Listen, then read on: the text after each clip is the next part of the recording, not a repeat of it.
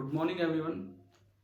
आज की क्लास की शुरुआत हम करते हैं उस क्वेश्चन से जो लास्ट टाइम आपको दिया था, आरएलसी सीरीज एसी सर्किट, और इस पे क्वेश्चन आपको करने के लिए दिया था। एक दो बच्चों ने अपने आंसर भी भेजे, लेकिन बहुत से बच्चों ने शायद नहीं किया होगा उस दिन। और देखते हैं अब इसमें किस तरह से। ये मैंने वही सेम सर्किट बनाया है। एक 100 ओम का रजिस्टर, 2/पाई हेनरी का इंडक्टर, 100/पाई माइक्रोफेराड का कैपेसिटर एंड एक सोर्स वोल्टेज अप्लाई की जिसकी पीक वैल्यू है 200 और आगे फेज है 100πt प्लस π/6। ये आपको अरेंजमेंट दिया गया। हमें केवल रीडिंग निकालनी थी। हमने किसी भी करंट का एक्सप्रेशन आपसे नहीं पूछा, केवल और केवल आपको ये निकालना था कि जितने भी मीटर्स हैं इनकी रीडिंग्स आपको निकालनी थी। इन मीटर्स की रीडिंग आपको निकालनी थी कि भाई किस तरह से होंगी। तो देखो, पहली बात आर आपका दिख रहा है 100 ओम। दूसरी बात एक्सएल होता है omega driving into L. Omega driving मतलब ये सोर्स वाला ओमेगा, 100π और इंटू एल है 2/पाई, यानी कि एक्सएल आ गया 200 ओम। उसके बाद हमने निकाला एक्ससी, 1/ओमेगा driving into C. So this is 1/100π into C, और जो इसकी कैपेसिटेंस है दैट इज 100/पाई, और माइक्रो में है तो 10⁻⁻⁶। पाई से पाई गया और ये 10⁻⁴ - 2, यानी कि ये आपका बचा 100 ओम। तो आपके पास तीनों की ओम में वैल्यू आ गई कि जो रिएक्टेंस है रेजिस्टेंस है इसकी 100 ओम, वो तो दे रखी है डायरेक्ट, दूसरे की 200 ओम एंड तीसरे की अगेन 100 ओम। अब हमें कोई एक्सप्रेशन नहीं लिखने, डायरेक्ट रीडिंग लिखनी है। तो आप शुरुआत ऐसे कीजिए कि आप इंपेडेंस डायग्राम। आप शुरुआत इस तरीके से कीजिए कि आप एक इंपेडेंस डायग्राम बनाएं। इंपेडेंस डायग्राम किस तरह बनेगा? देखो, ये फेज एंगल फाई नोट, ये आर और ये एक्स, और एक्स होता था एक्सएल माइनस एक्सी या एक्सी माइनस एक्सएल। जो बड़ा है उसमें से आप छोटा घटा दीजिए, और ये आपका होता है जेड, ये आपका होता है यहां पे जेड। अब अगर मैं यहां पे जेड निकालूं तो जेड होगा √r² प्लस x²। एक्स निकालूं तो इसमें देखो, एक्सएल तो है 200 ओम और एक्सी है 100 ओम। तो एक्सएल बड़ा है तो वैसे तो करंट लैग करेगा। अगर एक्सएल बड़ा है तो करंट लैगिंग करंट होगा, एक्सी बड़ा होता तो करंट लीडिंग करंट होता। तो यहां पे करंट लैग करेगा, और जो x होगा that will be equal to XL minus XC. तो एक्सएल माइनस एक्सी अगर आप करेंगे तो 200 - 100, यानी कि x will come out to be 100 ohm. जो आपका x आएगा दैट विल बी 100 ओम। उसके बाद अगली चीज, x आ गया 100, r जो है वो भी है आपका 100, x भी 100, r भी 100। तो अब अगर मैं यहां से देखूं तो जो z होगा दैट विल बी 100 इंटू √2 ओम। और फाई नोट अगर देखते हो तो 10 फाई नोट 100/100, यानी कि ये आया π/4, 45 डिग्री। तो ये हमारी कुछ वैल्यूज आ गई। अब पहले आप निकाल लो करंट की पीक वैल्यू। देखो, एक सीक्वेंस में आप चलते रहें। सबसे पहले आप निकाल लीजिए करंट की peak value, that is voltage maximum divided by Z. अब अगर आप वोल्टेज की मैक्सिमम वैल्यू देखते हो तो ये हमें दिख रही है 200 ओम। तो this will be equal to 200/जेड। जेड अगर आप उधर देखें तो दैट इज 100/√2। अगर आप जेड की वैल्यू उस साइड निकालें तो दैट इज 100/√2। तो 20 ये गया, तो ये आया √2 एम्पियर। मुझे इस सर्किट का मैक्सिमम करंट पता लग गया कि भाई इस सर्किट में से जो मैक्सिमम करंट फ्लो करेगा that will be equal to √2 ampere. तो इसके हिसाब से आप बताओ कि रीडिंग ऑफ एमीटर क्या होगी। रीडिंग ऑफ एमीटर होती है IRMS। तो IRMS will be equal to I maximum divided by √2। तो I मैक्सिमम डिवाइडेड बाई √2। तो आपको एमीटर की रीडिंग पता लगी, मैं इनके अंदर ही लिखता चलूंगा।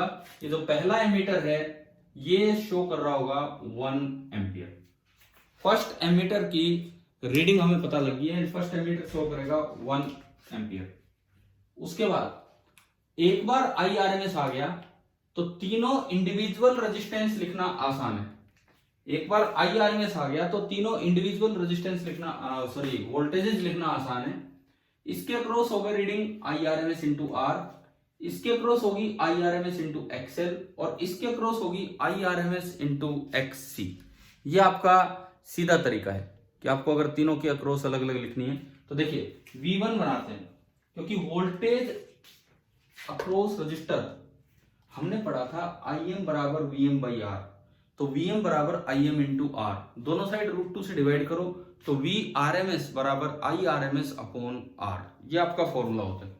तो यहां अगर आप V1 देखें, V1 तो that is IRMS that is 1 ampere into R 100, तो 1 इंटू 100 यानी कि ये जो पहली रीडिंग आएगी वोल्टेज 1 की that will be equal to 100 volt. ये पहली रीडिंग आपको मिली 100 वोल्ट। सिमिलरली इसमें अगर आप देखते हो इसके पास तो जो वोल्टेज अक्रॉस इंडक्टर है उसकी RMS वैल्यू होगी IRMS इंटू XL। IRMS आपका है 1 एम्पियर और XL है 200, तो ये जो voltage I this is 200 volt, ये आपकी आ गई 200 वोल्ट।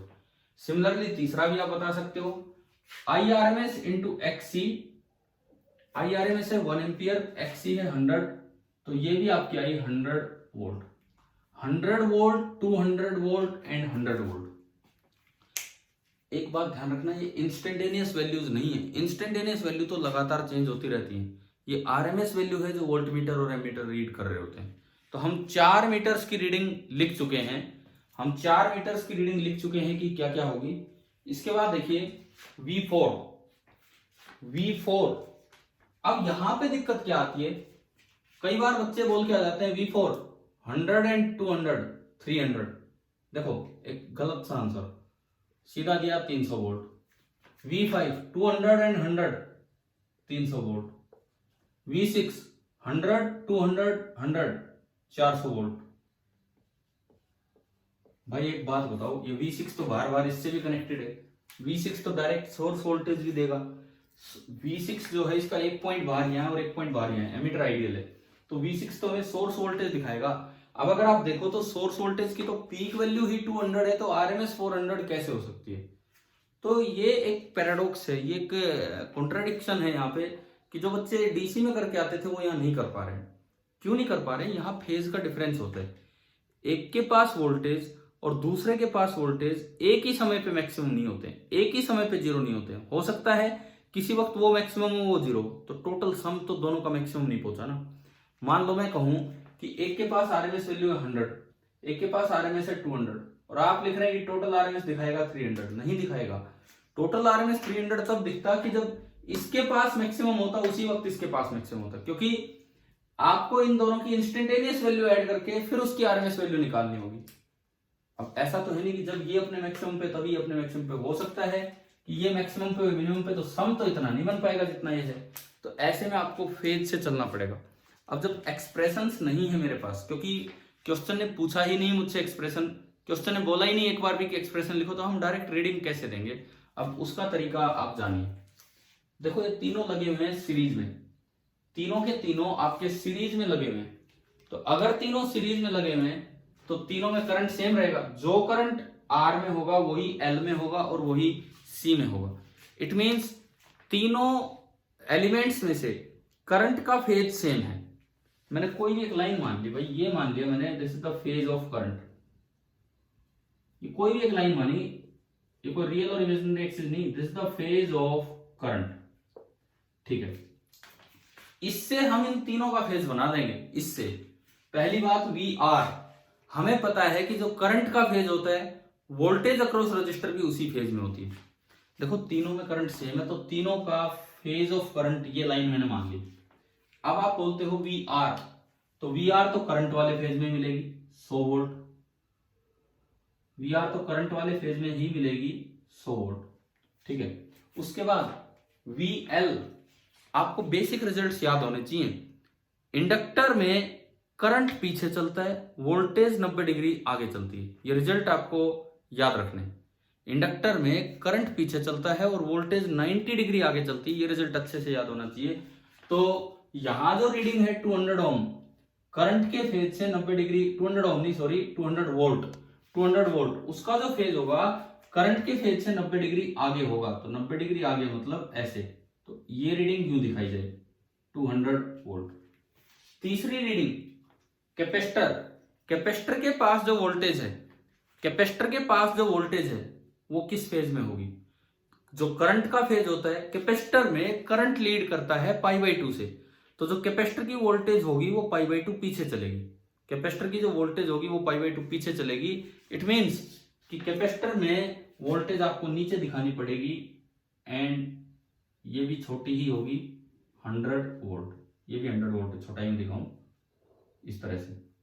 तो कुल मिला के आपका ये रीडिंग्स का फेजर एडिशन मैं करूंगा, अभी डायरेक्ट एडिशन नहीं करना है। बिकॉज मैंने बताया एक ही समय पे दोनों मैक्सिमम पे नहीं जाते कि उसी समय दोनों का फेज ऐड कर दो, आप ये रीडिंग ऐड कर दो, ऐसा नहीं होना है।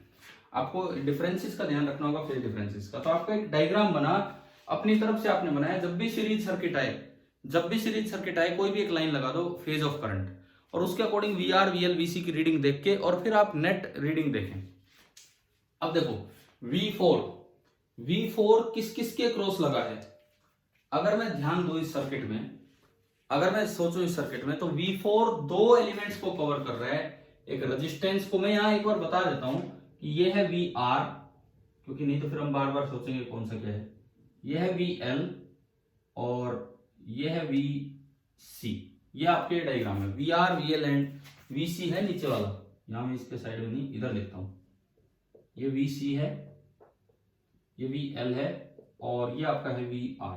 और ये हमारा डायग्राम है जो अब रीडिंग्स देने का काम करेगा, रीडिंग्स बताने का काम करेगा कि भाई कितनी कितनी रीडिंग है, इस तरह से बताने का काम करेगा।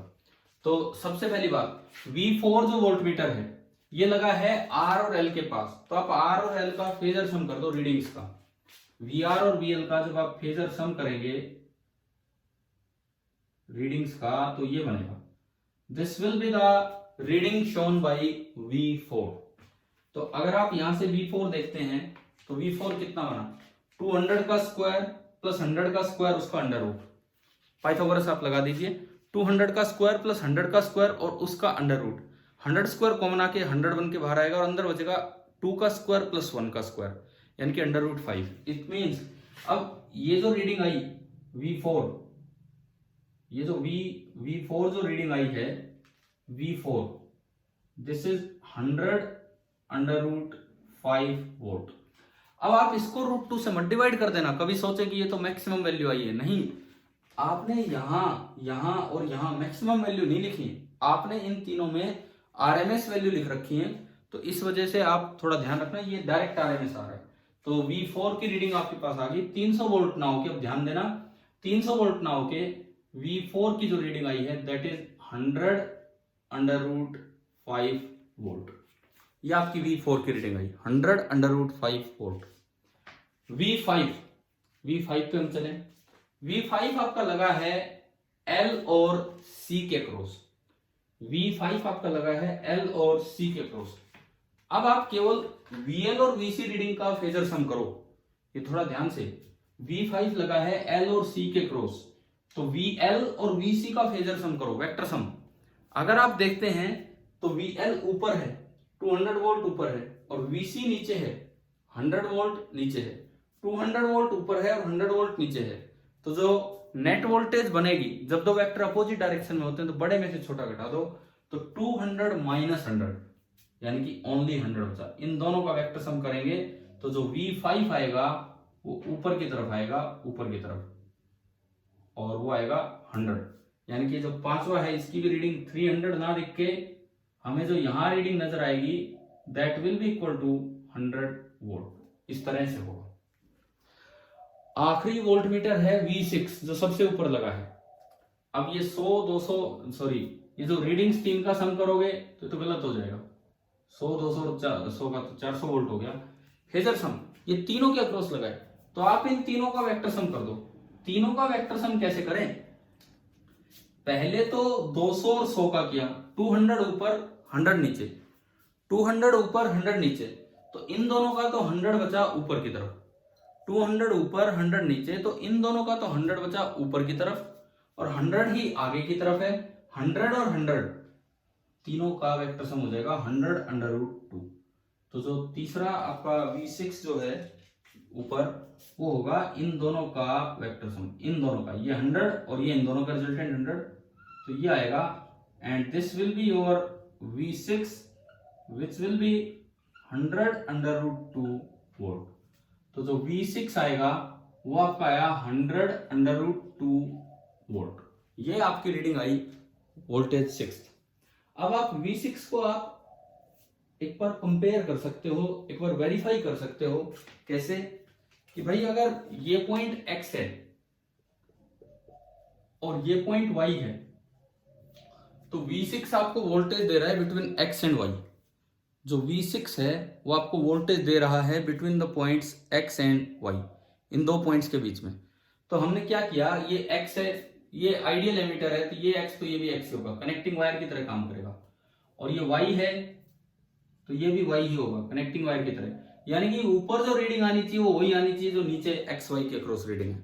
और नीचे XY तो सोर्स के क्रॉस लगे हुए हैं, और सोर्स की पीक वैल्यू है 200, सोर्स की पीक वैल्यू है 200, तो जो सोर्स की RMS वैल्यू होगी दैट विल बी 200/√2।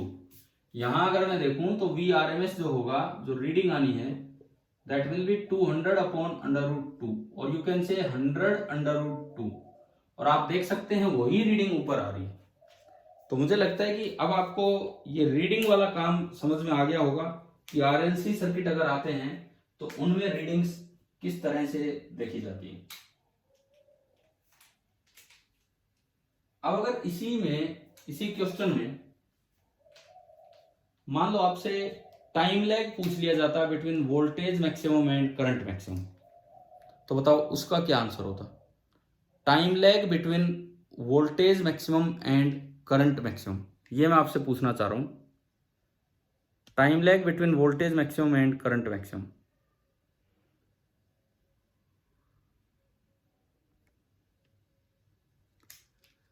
कैसे निकालें? उस दिन मैंने एक तरीका बताया था टाइम लैग निकालने का, पहले उस पर हम ध्यान दें। टाइम लैग निकालने का तरीका था फेज डिफरेंस या फेज एंगल या power factor angle upon omega. कैसे आया था वो भी आपको समझाया था। अब इसमें सीधा लगाते हैं। अगर आपसे टाइम लैग पूछ लिया जाता इसी सर्किट में, मैं इसको हटाता हूं,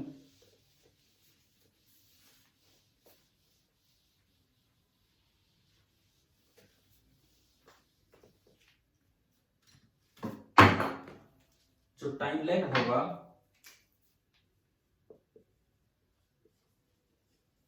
between voltage maximum and current maximum, time lag between voltage maximum and current maximum, वो हमने सीखा था फाई नॉट बाई ओमेगा। कैसे है ये लास्ट लेक्चर में, या हम कर चुके हैं पीछे कि किस तरह से हमने निकाला था।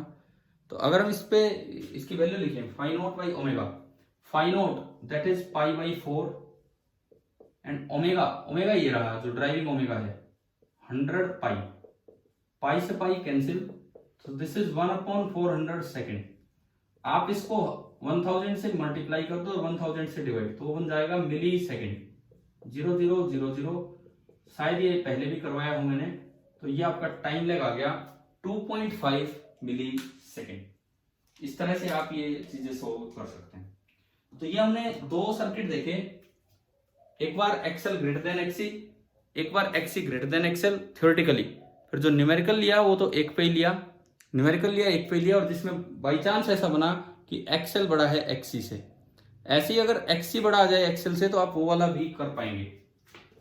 चलिए अब हम आगे बढ़ते हैं इस कड़ी में।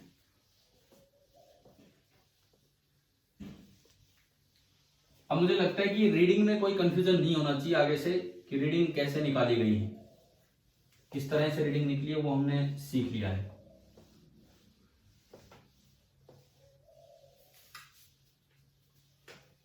हमारा जो टॉपिक अभी चल रहा है, इस समय जो हम टॉपिक पढ़ रहे हैं वो आपका चलने लग रहा है forced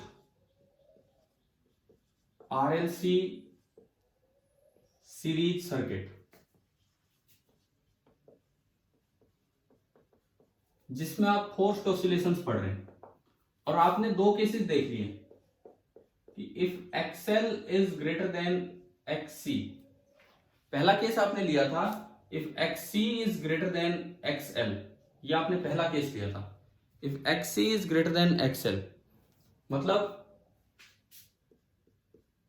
1/ओमेगा driving C is greater than omega into L, or you can say जो ओमेगा ड्राइविंग है this is less than 1/√LC। तो उस केस में पता लगा मुझे कि I will lead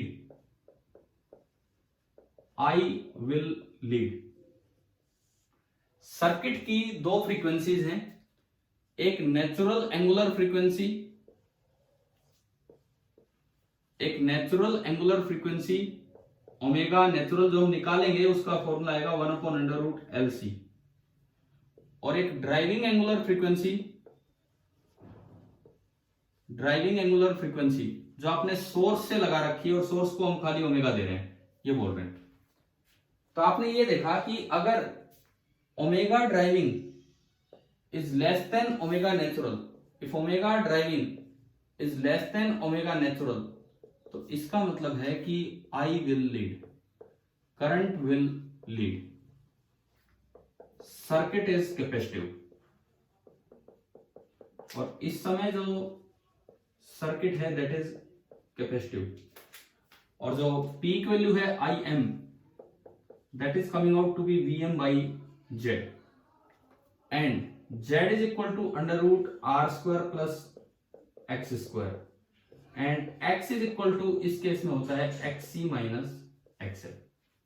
ये तो आपका एक केस हुआ फोर्स्ड आरएलसी सीरीज सर्किट का एक केस। दूसरा केस, ये आपका पहला केस हुआ। सेकंड केस अब देखो, सेकंड केस जो हम कर चुके, अगर XL बड़ा हो XC से, इसका मतलब है omega driving into L is greater than 1/ओमेगा ड्राइविंग इनटू C, और you can say omega driving is greater than 1/√LC। तो इसमें करंट लैग करेगा, ये इंडक्टिव सर्किट हो जाएगा, I will lag।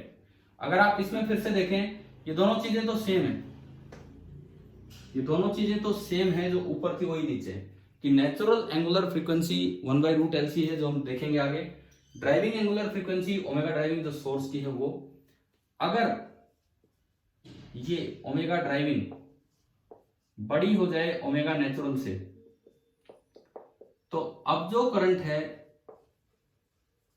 वो लैग करेगा, और अगर करंट लैग करेगा तो जो सर्किट है that circuit will become inductive. इसमें भी IM वही रहेगा, इसमें भी IM वही रहेगा, VM by Z, and Z आपका होगा √R² plus X², एंड लेकिन X जो होगा वो हो जाएगा XL माइनस XC। तो मुझे लगता है आपको ये दोनों केसेस तो बड़े क्लियर हो गए होंगे। तो अब आप खुद सोचो इसमें तीसरा केस क्या बचा है। ये दोनों केसेस तो हमें बड़ा क्लियर हो गए होंगे, एक बार XC ग्रेटर देन XL, एक बार XL ग्रेटर देन XC। तो तीसरा केस, एक ही केस बचता है कि XL इक्वल टू XC। उसमें क्या होगा हमें वो सोचना है कि XL इक्वल टू XC अगर हम लें तो उस समय क्या होने वाला है।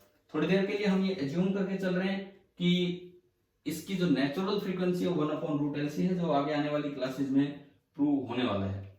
लेकिन अब हम बात करें कि अगर ओमेगा ड्राइविंग ओमेगा नेचुरल के बराबर हो जाए तो उस समय क्या होता है, वहां पे उस समय रेजोनेंस हो जाएगा। ये वही चीज है जो हम +1 में पढ़ते हैं कि अगर सिस्टम की फ्रीक्वेंसी और बाहर से आने वाले सोर्स की ड्राइविंग फ्रीक्वेंसी मैच कर जाए तो उस वक्त रेजोनेंस हो जाएगा और सर्किट में ऑसिलेशंस मैक्सिमम हो जाएंगे, और यही सब बातें।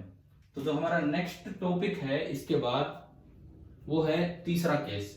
लेकिन तीसरे केस की हेडिंग क्या बनेगी वो मैं यहां लिखता हूं ऊपर। तीसरा जो हमारा केस है वो बनेगा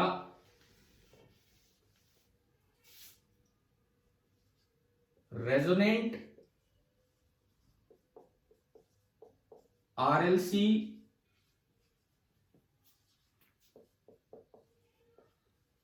सीरीज सर्किट। ये बनेगा रेजोनेंट आरएलसी सीरीज सर्किट। ये आपका है नेक्स्ट केस। अब इसको एक नए सिरे से शुरुआत करते हैं, देखते हैं कि क्या है क्या नहीं रेजोनेंस। अभी ये सारे फोर्स्ड ऑसिलेशन चल रहे हैं, फिर फ्री ऑसिलेशन आएंगे, फिर फ्री में भी दो आएंगे, एक अनडैम्प्ड और एक डैम्प्ड। देखो आपने एक सिस्टम बनाया जिसमें एक रेजिस्टेंस है, एक इंडक्टेंस है और एक कैपेसिटेंस है। एक रेजिस्टेंस है, एक इंडक्टेंस है और एक कैपेसिटेंस है। ये आपका एक सिस्टम है। मैं ऊपर अलग से लिखता हूं कि भाई दिस इज अवर सिस्टम, जिसमें अगर आप एनर्जी देके और आपस में कनेक्ट करके छोड़ दे तो फ्री ऑसिलेशन होंगे, नेचुरल ऑसिलेशन। लेकिन हमें वो नहीं करवाने होंगे, अभी हम फोर्स्ड ऑसिलेशन करवाने वाले हैं।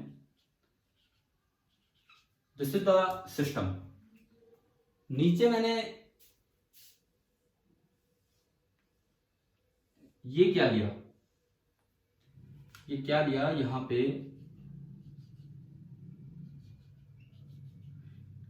इसकी इक्वेशन है V is equal to V maximum sine omega driving into t. ये ओमेगा ड्राइविंग लिखो, टी ओमेगा लिखो। This is our source. अगर मैं सिस्टम में एनर्जी देके छोड़ दूं और कनेक्ट कर दूं आपस में तो वो फ्री ऑसिलेशन करेगा। लेकिन अगर आप उसको सोर्स से कनेक्ट करके और फिर छोड़ें, अगर आप उसको सोर्स से कनेक्ट करके और फिर छोड़ें तो ये जो ऑसिलेशंस होंगे ये इसके होंगे फोर्स्ड ऑसिलेशन। अब हम बड़े स्पेशल केस पे चल रहे हैं। इस सिस्टम की जो नेचुरल एंगुलर फ्रीक्वेंसी है ओमेगा नेचुरल, वो हम फ्री ऑसिलेशन में डिराइव करेंगे। उसका फॉर्मूला अभी याद रखिए, वो होता है 1/√LC। और आप उस स्पेशल केस पे हो कि जब आपने सोर्स का ओमेगा ड्राइविंग बराबर ओमेगा नेचुरल कर दिया है बराबर 1/√LC। ये वाला केस आप लेके चल रहे हो। तो इस वक्त ये सर्किट रेजोनेंस में होता है। रेजोनेंस का मतलब है कि सर्किट में जो ऑसिलेशंस होंगे करंट के, उनका एम्पलीट्यूड मैक्सिमम हो जाएगा। अगर आपने केस फर्स्ट लिया उसमें भी एम्पलीट्यूड कम था, केस सेकंड लिया उसमें भी एम्पलीट्यूड कम था, लेकिन ये जो आपका केस होगा इसमें एम्पलीट्यूड मैक्सिमम हो जाएगा। इसी कंडीशन को बोलते हैं रेजोनेंस और ये सर्किट हो जाता है रेजोनेंट सर्किट। इसका मतलब क्या है? पहली बात, सबसे पहली बात, यहां जो करंट आएगा वो ऑसिलेट करेगा। पहला सवाल आता है वो omega n frequency, angular frequency से ऑसिलेट करेगा कि ओमेगा डी से। ये मैं बता चुका हूं पिछली क्लासेस में कि ये जो करंट आएगा, ये जो भी करंट आएगा ये ओमेगा एन से ऑसिलेट करेगा कि ओमेगा डी से।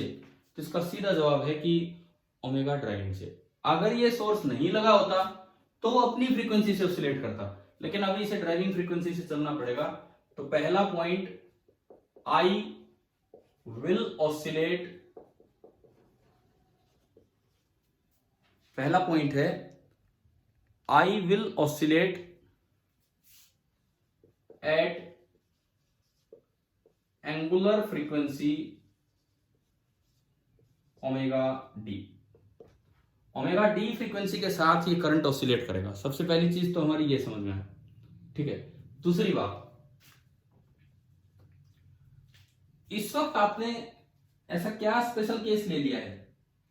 इस वक्त आप स्पेशल केस ये लेके चल रहे हैं कि omega driving is equal to omega natural. It means जो एम्पलीट्यूड ऑफ आई होगा, एम्पलीट्यूड ऑफ आई मतलब आई एम, जिसको आप आई एम बोल रहे हैं, पीक वैल्यू, मैक्सिमम वैल्यू, वो बाकी और कुछ ओमेगा आप लोगे इसके कंपैरिजन में तो उनसे ज्यादा मिलेगा। Is maximum if omega driving is taken to be omega equal to omega natural as compared to omega driving less than omega natural, or omega driving greater than omega natural. आपने पीछे दो cases पढ़े, current उनमें भी oscillate करता है, current का amplitude उनमें भी होगा, लेकिन जो omega D equal to omega n वाला केस लोगे, इसमें करंट का एम्पलीट्यूड औरों के मुकाबले ज्यादा होगा। इसी चीज को बोलते हैं कि ये रेजोनेंस है। कैसे ज्यादा होगा ये चीज तो मैं आपको अभी दिखा देता हूं, क्यों ज्यादा होगा सुनिए। आपका इस चीज का प्रूफ दे रहा हूं मैं, इस चीज का आई एम का एक्सप्रेशन है वी एम बाई जेड, यानी कि I am will be maximum, I am will be maximum when Z is minimum, क्योंकि जेड डिनोमिनेटर में आ रहा है। तो जिस वक्त जेड मिनिमम होगा, I am will be maximum when Z is minimum, जिस वक्त जेड मिनिमम होगा उस वक्त आई एम मैक्सिमम हो जाना है, ये है। तो अगर मैं इसमें आगे बढ़ूं, जेड के फॉर्मूले पे चलते हैं। Z is equal to under root R square plus X square, Z is equal to under root R square plus X square. अब आप सोर्स का ओमेगा चेंज करो, उससे आर तो चेंज होगा नहीं, परंतु एक्सएल भी चेंज होगा, एक्ससी भी चेंज होगा। सोर्स का अगर आप ओमेगा चेंज करते हो तो उससे आर चेंज नहीं होगा, लेकिन एक्सएल चेंज होगा और एक्ससी चेंज होगा। यानी कि क्योंकि एक्सएल और एक्ससी दोनों सोर्स के ओमेगा पे डिपेंड करते हैं, इसका मतलब एक्स वेरिएबल हो गया। तो आप जेड को मिनिमम करना चाह रहे हो, आप करंट को मैक्सिमम करना चाह रहे हो। करंट मैक्सिमम तब होगा जब जेड मिनिमम हो, जेड मिनिमम तब होगा जब ये चीज तो कांस्टेंट है, यानी कि एक्स मिनिमम हो। इसका मतलब Z will be minimum, Z will be minimum if x square is minimum. Z minimum तब होगा जब एक्स स्क्वायर मिनिमम हो, और एक स्क्वायर की होल स्क्वायर की मिनिमम वैल्यू 0 होती है, यानी कि वो नेगेटिव तो हो नहीं सकता है। इसका ये मतलब है कि एक्स स्क्वायर को आपको 0 करना होगा, यानी कि x को 0 करना होगा। अब x आपका था, बड़े में से छोटा घटाना है, मोड ऑफ एक्सएल माइनस एक्ससी को 0 करना होगा। इसका मतलब एक्सएल बराबर एक्ससी करना होगा। समझ रहे होंगे आप कि क्या हम कर रहे हैं। इसका मतलब एक्सएल बराबर एक्ससी करना होगा, तो इसका मतलब omega driving L is equal to 1 upon omega driving C करना होगा, और you can say omega driving square is 1 by L C करना होगा, और you can say omega driving is coming out to be 1 by root L C. Omega driving का square आ गया 1 by L सी, तो ओमेगा ड्राइविंग आ गया 1 by root L सी, यानी कि ओमेगा नेचुरल। अब इसमें उल्टा चलो, उल्टा सोचते हुए चलो। अगर आप ओमेगा ड्राइविंग को इतना कर देते हो तो ओमेगा ड्राइविंग का स्क्वायर हो गया 1 बाई एल सी, यानी कि ये वाली कंडीशन, यानी कि एक्सएल बराबर एक्ससी, यानी कि जो एक्सएल माइनस एक्ससी हो 0, मतलब एक्स जीरो तो एक्स स्क्वायर 0। तो जेड जो होता है वो जेड मिनिमम हो गया, और जेड मिनिमम एक्स 0 रखने पे जेड मिनिमम कितना आया, आर आया। अब जो पीक वैल्यू ऑफ करंट है वो और किसी सर्किट के मुकाबले, मतलब जब ओमेगा आपने अलग लिया था उनके मुकाबले अब पीक वैल्यू ज्यादा आ गई। और अब पीक वैल्यू कितनी आ गई, इस वक्त जो आई एम की वैल्यू है वो बाकियों के मुकाबले मैक्सिमम है, और वो आ जाएगी वी एम बाई जेड, और जेड कितना है आपका आर। तो ये वैल्यू फिलहाल आपकी आनी है वी एम बाई आर। अब हम 3 सर्किट लेके एक बार ये चीज समझें कि ये हुआ क्या है। 3 सर्किट कैसे, 3 मतलब मैं एक ऐसी वैल्यूज ले रहा हूं, एक में omega D equal to 1 by root L C, एक में लेस देन और एक में ग्रेटर देन। ये 3 बातें हम ले रहे होंगे, देखते हैं। शायद आपको ये समझ में आ गया होगा कि रेजोनेंस क्या होता है और क्यों होता है, इसकी इंपॉर्टेंस क्या है, उस पर चलेंगे अभी हम आगे। पहले एक बार थोड़ा सा सर्किट पार्ट देख लें रेजोनेंस का कि किस तरह से ये है।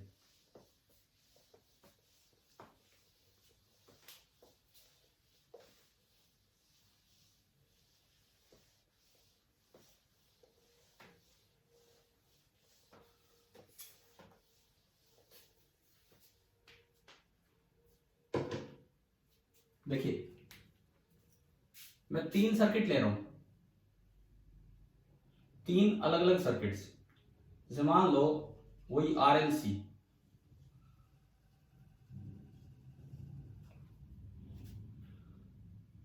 आर है सपोज कीजिए 100 ओम,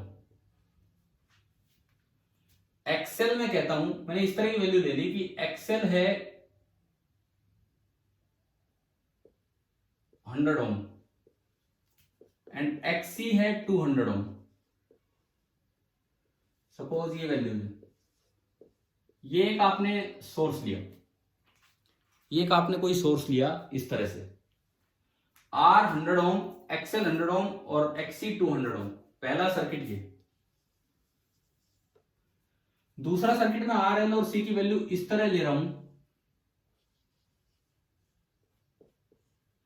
कि R तो 100 ओम, XL 200 ओम और XC 100 ओम।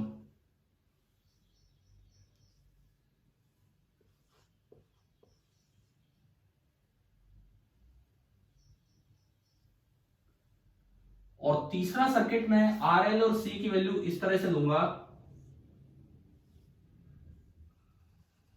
तीनों 100 ओम, ये भी 100 ओम, इंडक्टर के पास भी 100 ओम रिएक्टेंस और कैपेसिटर के पास भी रिएक्टेंस 100 ओम। ये मैंने 3 डिफरेंट केसेस लिए, 3 अलग अलग केसेस। अगर मैं इनमें बात करूं तो पहला केस वो बना जिसमें XC बड़ा है XL से, दूसरा केस वो बना जिसमें XL बड़ा है XC से, और तीसरा केस वो बनता है जिसमें XL बराबर है XC के। अगर आप इस केस को देखते हो तो 1/ωc बड़ा है ओमेगा L से। ये वो वाला केस है when omega is less than omega natural. Omega जो ड्राइविंग है, ड्राइविंग ओमेगा, जो ड्राइविंग ओमेगा है that is less than omega natural. जो ड्राइविंग ओमेगा है that is less than omega natural, omega natural से कम है, तो अपने आप आएगा, देखो 1/ωc is greater then this, तो इससे आ जाएगा। ये वो केस है जब ओमेगा ड्राइविंग बड़ा है इस सर्किट के ओमेगा नेचुरल से, और ये वो वाला केस है XL बराबर XC, यानी कि ओमेगा ड्राइविंग बराबर है ओमेगा नेचुरल के। तो हम तीनों एक बार कुछ कंपैरिजन करें वेवफॉर्म्स वगैरह का किस तरह से। अगर मैं IM की बात करूं, IM देखो यहां पे सपोज कीजिए वोल्टेज आपने वही लगा रखी है, V is equal to 200 sine 100 pi T, मान लो ये वोल्टेज अप्लाई की, यहां भी वोल्टेज वही है, बस RLC की वैल्यू चेंज कर लेते हैं जिससे XL XC चेंज हो गया, साइन 100 पाई टी, और यहां भी वोल्टेज वही है 200 साइन ऑफ 100 पाई टी। यह आपने 3 जगह वोल्टेजेस लगा दी इस तरीके से। पहला case XC greater than XL, circuit capacitive होगा। मैं अगर फेजर डायग्राम इंपीडेंस डायग्राम बनाऊं, इंपीडेंस डायग्राम, तो जो पहला सर्किट बनेगा, पहले सर्किट का इंपीडेंस डायग्राम, आप अगर इसमें देखें R 100, XC minus XL, XC minus XL 200 minus 100 100, और ये भी आपका कितना हो गया 100√2। पाइथागोरस से ये आपका निकल के आया 100√2, और ये एंगल आपका आ गया π/4, 45 डिग्री, 45 डिग्री। इसका ये मतलब है XC बड़ा है तो current will lead, IC will lead इस V को बाई एन एंगल π/4। अब मैं थोड़ा आपको वेवफॉर्म का आइडिया दूं, वेवफॉर्म का आइडिया। वोल्टेज की इक्वेशन में साइन ओमेगा टी लिखा है, वोल्टेज की इक्वेशन में सीधा साइन ओमेगा टी है, तो ये 0 से स्टार्ट होगी और ऊपर की तरफ जाएगी यूं, ये इसकी एक साइकिल है। अब मैं करंट की बात करूं, करंट लीड कर रहा है π/4 से। अगर करंट π/2 से लीड करता तो पॉजिटिव मैक्सिमम से स्टार्ट होता, अगर करंट π/2 से लीड करता तो अपने पॉजिटिव मैक्सिमम से स्टार्ट होता, अगर करंट सेम पेज में होता तो 0 से स्टार्ट होगा। अभी ना तो π/2 से लीड कर रहे हैं ना 0 से, तो इसका मतलब कुछ ऐसा होगा कि यहां कहीं करंट का मैक्सिमम आएगा, यहां कहीं करंट का मैक्सिमम आएगा इस तरह से, इन दोनों के बीच में। ना तो करंट 0 फेज में है, मतलब सेम फेज में, ना π/2 से लीड कर रहा। अगर π/2 से लीड करता तो करंट इतना आगे होता, अभी इनके बीच का कुछ हिस्सा होगा, तो करंट कुछ यूं निकल के आएगा। और ये जो करंट की वेवफॉर्म बननी है, मैं बनाता हूं दूसरे कलर से, जो करंट की वेवफॉर्म बनेगी कुछ इस तरह की बनेगी कि बीच में π/4 का मतलब कुछ बीच में आएगा, ये इसके मैक्सिमम, लेकिन इसका मैक्सिमम वोल्टेज से कुछ पहले आ चुका है। आप देख सकते हैं करंट का मैक्सिमम वोल्टेज का मैक्सिमम जब आया है उससे कुछ पहले करंट का मैक्सिमम आ चुका है, यानी कि करंट लीड कर रहा है और ये लगातार लीड ही करता चलेगा वोल्टेज को इस तरह से। पीक वैल्यू किसी की भी कम ज्यादा हो सकती है, उससे कोई फर्क नहीं पड़ता। फिर दोबारा से करंट का मैक्सिमम वोल्टेज से पहले आ गया है एंड ये इस तरह से निकलेगा और आगे जब एक साइकिल पूरी होने की फिर ये ऐसे निकलता जैसे यहां निकला है। तो ये क्या हो रहा है कि करंट लीड कर रहा है। आप देखो वोल्टेज का पहला मैक्सिमम यहां है जबकि करंट का पहला मैक्सिमम थोड़ा पहले आ चुका है। ठीक है, वोल्टेज जीरो थोड़ा आगे जाके हुई जबकि करंट जीरो थोड़ा पहले हो चुका है। वोल्टेज का नेगेटिव मैक्सिमम थोड़ा बाद में आया है जबकि करंट का नेगेटिव मैक्सिमम थोड़ा पहले आ चुका है। वोल्टेज जीरो बाद में हुई है जबकि करंट जीरो पहले हो गया, यानी कि करंट हर बार लीड करता हुआ चल रहा है। तो यहाँ करंट कितने एंगल से लीड करेगा, π/4 से। तो जो मैंने ग्रीन कलर वाला दिखाया है दिस इज करंट और ये उसकी पीक वैल्यू है, ये उसकी पीक वैल्यू है। तो ये तो आपका पहला केस हुआ। अब आप दूसरे केस में चले, सेकंड वाला केस, ये हम देखते हैं दूसरा केस। इसमें अगर देखें तो इंपेडेंस डायग्राम बिल्कुल सेम है। R है 100 ओम, XL माइनस XC भी 100 है, तो ये जो बनेगा दैट विल बी π/4। लेकिन इस बार यहां तो I लीड कर रहा था, इस बार जो I है I will lag behind V by π/4। I जो है वो V से पीछे चलेगा π/4 एंगल पीछे चलेगा। क्या मतलब है इसका, देखें ये V और ये I। करंट π/4 पीछे चलने का क्या मतलब है, सुने।